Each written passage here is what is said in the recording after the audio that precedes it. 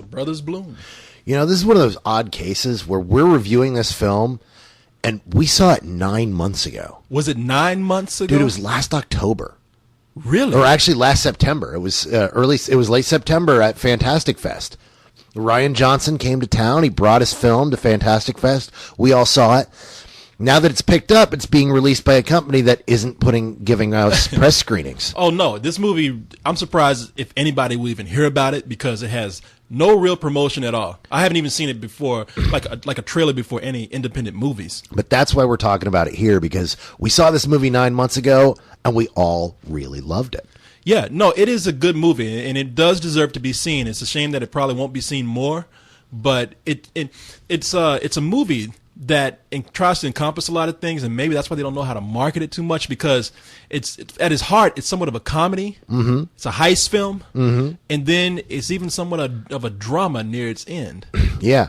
What this is, and I wish everyone who could see it with Rian Johnson introducing it, because the way he came out and introduced it was probably the single most important element of this film.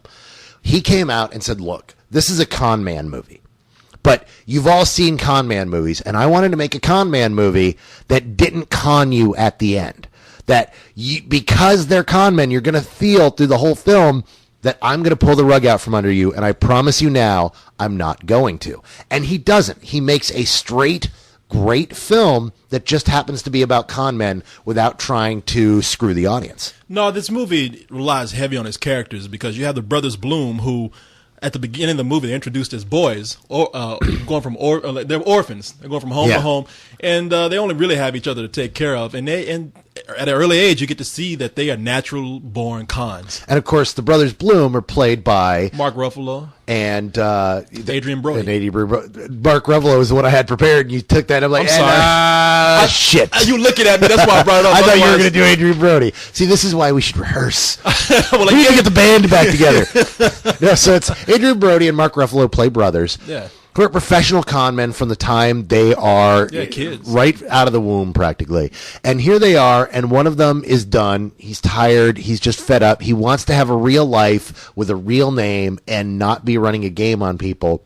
And his brother asks him, as you expect, to go on one more con. Yes, always one more con. And that's what he's playing with here.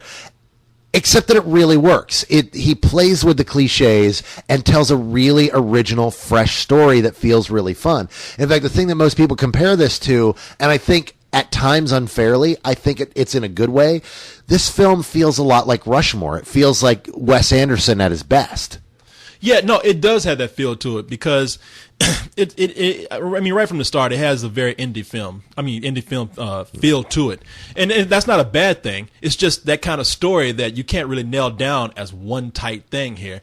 And he is doing things with the story that might appeal to some people, but might not, because one of the things that they're doing here is that they not only they're playing off this indie film or something like Wes Anderson, but they're also, he goes back to harken like the comedy of something like the Marx Brothers in this. Mm-hmm. I mean, they have, I forgot what the girl's name. She's Boom. Boom Boom. Yeah, she is the explosives expert. She's an explosive expert. But who was it? Who was a silent character in the Marx Harpo? Brothers? Was it Harpo? Yeah. She is the Harpo of the group. She doesn't talk. She pretty much talks with explosives. Yeah. Yeah. And so it's like it's a very eccentric film that way. But that is also what I mean by this movie has a lot of charm.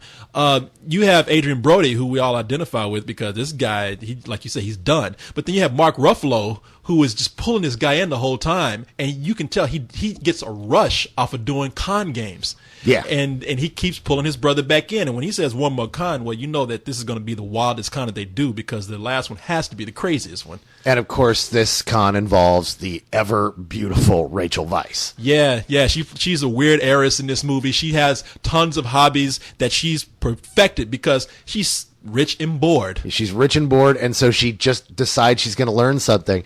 And so when you have this brilliant con man kind of starting to fall for this rich heiress and then pulling this rich heiress along on this con, that's where you get this story. And it's a really interesting, fun adventure comedy. I was allergic to everything. So they sealed the house with plastic and a special ventilation system, and I spent the rest of my childhood and adolescence indoors, alone, lonely. No. It wasn't until I was 19 they discovered what I was actually allergic to was the aluminum alloy the hypodermic needles were made out of. Then I was going to leave, but my mom got sick, so I stayed. She stayed sick a really long time. Do you, feel cheated? Trick to not feeling cheated is to learn how to cheat. Yeah, I mean, these people, they travel from one eccentric location to another. One exotic location to another, and it's fun. I mean, when you're along with them, I mean, you feel like you really are hanging out with brothers who they fight like regular brothers do, but at the same time, there's a lot of good times to be had with them, yep. And you feel like you're right along for the ride. Now, my only fear about this is that it's been so long since I've seen it. I know I'm missing some details in here because there is a foreboding sense of danger at some point. Sure. But that, as much as the danger is involved and as much as the action kind of gears up as you get, its heart is always there, and it's a really sweet movie that you just you feel the love of this film. This is written and directed by Rian Johnson, who of course did the brilliant Brick. Yeah. And if you haven't seen Brick yet, you need to see Brick, and then you need to turn around and watch this thing. Because both of these films lead me to believe that Rian Johnson is just going to be, an incredible talent here. I mean, he is an incredible talent, but finally, one of these days, Hollywood's going to realize it, and he's going to be one of those guys that people are talking about all the time. Oh, yeah. Because he really is, he is good. Well, I would almost hate to see him get sucked into Hollywood bigger than what he is now, because he has such an original idea on things. He has a fresh take on things. I mean, visually and story-wise. He's kind of like a funny Christopher Nolan. Yeah, in a way. I mean, the way he just loves crime films and approaches the gritty crime in a new way. That's true. With the Brick, you had him telling a film noir story in high school. Yeah. And it works. And it's not just a film noir set in high school. It's a film noir with, 30s, 40s, and 50s film noir dialogue in high school.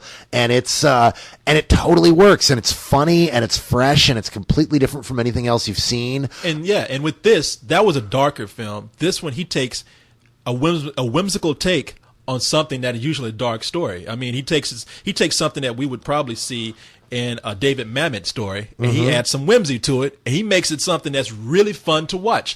I really do like this movie, and it is character driven, because I think at times the story can get a little convoluted, and I think at some point it does slow down. I mean, the movie kind of goes a little long. But, I mean, that's not taken away from the movie too much either. Like I said, we saw it 9 months ago, and I only remember a lot of the good things about it. I wish I could elaborate on this movie more. Well, but that's the thing, is with a film like this especially, it's 9 months later, and we want to talk about it. It's not like, oh, it's finally out, forget it. If you get a chance, I mean, if you're that kind of person, I mean, I would recommend that anyone see this movie, but if you're in a city where this is playing, it's going to get overlooked, because it's not, like I said, it's only getting pushed by a poster, pretty much hanging up in the theater.